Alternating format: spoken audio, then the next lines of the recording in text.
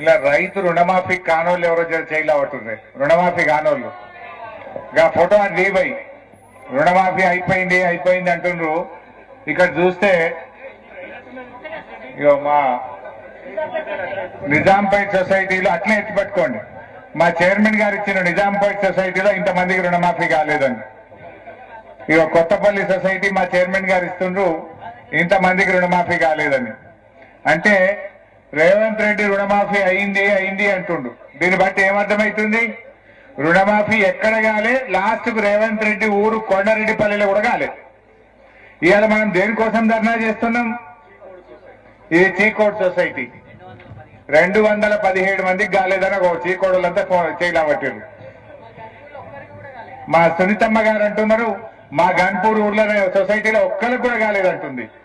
మా ఫాదర్ 4,20,000 ఉండే సార్, 2,10,000 కట్టిండు, 1,90,000 ఉన్నాయి సార్. ఇప్పుడు అయినా రుణమాఫీ రాలేదు.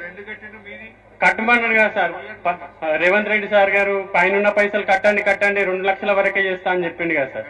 ఆశ కొద్ది కట్టినాము, 1,90,000 కూడా కాలేదు సార్. ఇగో ప్రూఫ్ తీసుకొచ్చిన సార్.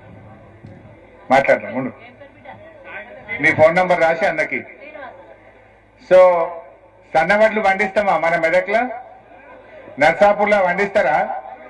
కొల్చారంలా, పాపన్నపేట్ల, వెల్లూర్తిలా, గన్పూర్లా పండిస్తారా? జయపతన్న ఈ సన్నయ్య దుడ్డియా? సో బోనస్ వచ్చినా అదే ఏ బోనస్ రానోళ్ళు చేయలేవట్టు వేసినా అంటుండు.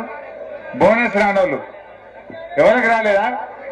బోనస్ ఎవరికి రాలే? Okay, thank you.